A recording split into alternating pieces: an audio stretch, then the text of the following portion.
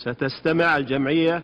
The Assembly will hear an address by His Excellency, the Chairman of the Executive Committee of the Palestinian Liberation Organization and President of the Palestinian Authority, Mahmoud Abbas.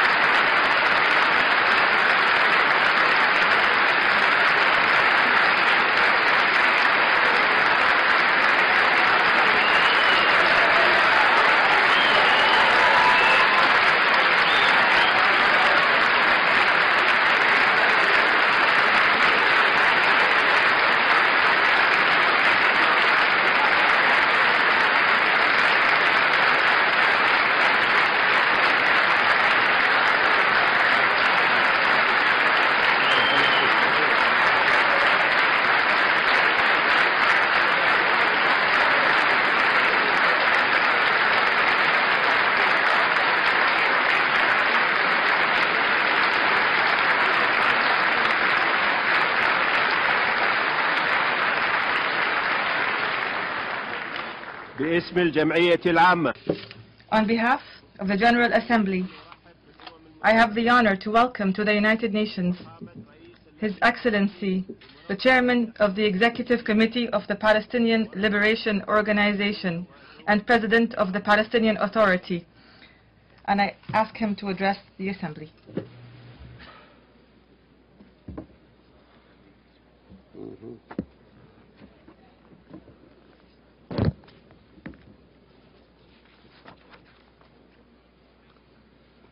In the name of God, most gracious, most merciful, Mr. President of the General Assembly of the United Nations, Mr. Secretary General of the United Nations, Excellencies, ladies and gentlemen, at the outset, I extend my congratulations to His Excellency Mr. Nasser Abdulaziz al-Nasser on his assumption of the presidency of the Assembly for this session, and I wish him every success. Today, I extend my sincere congratulations on behalf of the Palestine Liberation Organization and the Palestinian people to the government and people of South Sudan for its deserved admission as a full member of the United Nations, wishing them progress and prosperity. I also congratulate the Secretary General, His Excellency Mr. Ban Ki-moon, for his election to a new term at the helm of the United Nations. This renewal of confidence reflects the world's appreciation for his efforts, which have strengthened the role of the United Nations.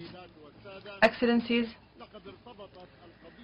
the question of Palestine is intricately linked with the United Nations via the resolutions adopted by its various organs and agencies, and through the essential and lauded role of the United Nations Relief and Works Agency for Palestine Refugees in the Near East, UNRWA, which embodies the international responsibility towards the plight of Palestine's refugees, who are the victims of Al-Nakba, the catastrophe that occurred in 1948.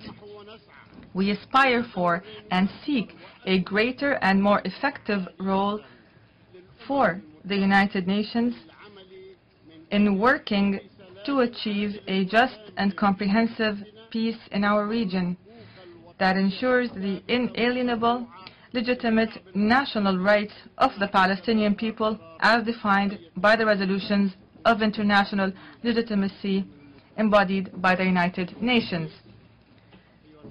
Mr. President, ladies and gentlemen, a year ago,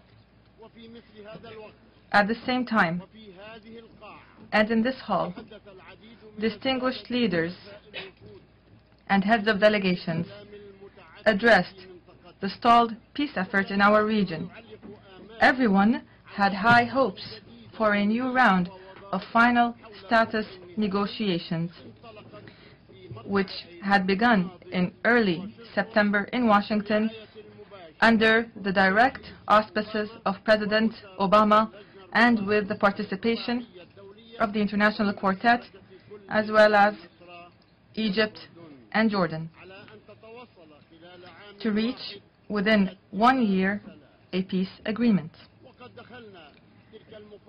We entered those negotiations with open hearts and attentive ears and sincere intentions, and we were ready with our documents, our papers, and our proposals.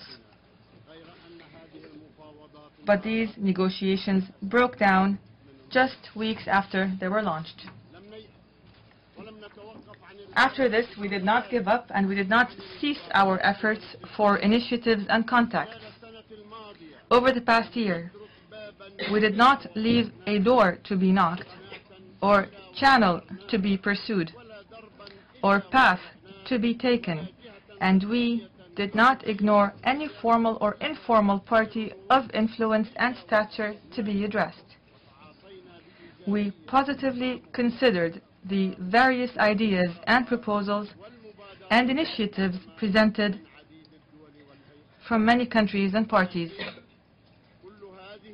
But all of these sincere efforts and endeavors undertaken by international parties were repeatedly smashed against the rock of the positions of the Israeli government, which quickly dashed the hopes raised by the launch of negotiations last September.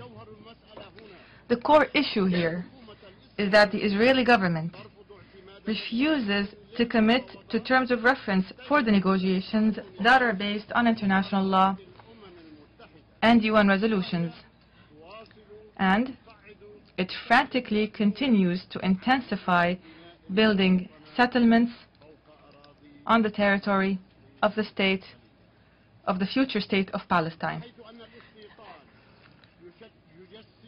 Settlement activities embody the core of a policy of colonial military occupation of the land of the Palestinian people and all of the brutality of aggression and racial discrimination against our people that this policy entails. This policy, which constitutes a breach of international humanitarian law and UN resolutions, is the primary cause for the failure of the peace process, the collapse of dozens of opportunities, and the burial of the great hopes that arose from the signing of the Declaration of Principles in 1993 between the Palestine Liberation Organization and Israel to achieve a just peace that would begin a new era for our region. The reports of United Nations missions, as well as reports by several Israeli institutions and civil societies, convey a horrific picture about the size of the settlement campaign, which the Israeli government does not hesitate to boast about, and which it continues to execute through the systematic confiscation of the Palestinian lands and the construction of thousands of new settlement units in various areas of the West Bank, particularly in the Arab part of Jerusalem and throughout the West Bank, and through the accelerated construction of the racist annexation wall that is eating up large tracts of our land, dividing it into separate and isolated islands and cantons, destroying family life and communities and harming the livelihoods of tens of thousands of families. The occupying power also continues to refuse issuing permits for our people to build in occupied East Jerusalem, and at the same time it intensifies its decades-long campaign of the demolition and confiscation of homes, displacing Palestinian owners and residents under a multi-pronged policy of ethnic cleansing aimed at pushing them away from their ancestral homeland. Moreover, matters have reached a point where orders have been issued to deport elected representatives from their city of Jerusalem. The occupying power also continues to undertake excavations that threaten our holy places, and its military checkpoints prevent our citizens from gaining access to their mosques and churches. It continues to besiege the holy city with a ring of settlements and with the annexation wall imposed to separate the holy city from the rest of the Palestinian cities. The occupation is racing against time to redraw the borders on our land according to what it wants and to impose a fait accompli on the ground that changes the realities and undermines the realistic potential for the rise of the State of Palestine. At the same time, the occupying power continues to impose a strict blockade on the Gaza Strip and to target Palestinian civilians by assassinations, airstrikes, artillery shelling, persisting with its war of aggression of 3 years ago on the Strip, which resulted in the massive destruction of homes, schools, hospitals, and mosques, and thousands of martyrs and wounded. The occupying power also continues its incursions in areas of the Palestinian National Authority through raids, arrests, and killings at the checkpoints. In recent years, the criminal actions of armed settler militias who enjoy the special protection of the occupation army, these actions have intensified with the perpetration of frequent attacks against our people, targeting their homes, schools, universities, mosques, fields, crops, and trees. Today, they killed one Palestinian who was peacefully protesting. Despite our repeated warnings, the Israeli authorities have not acted to curb these acts, and we hold them fully responsible for the crimes of the settlers. These are but a few examples of the policy of the Israeli colonial settlement occupation, and this policy is responsible for the repeated failure of successive international attempts to salvage the peace process. This policy will destroy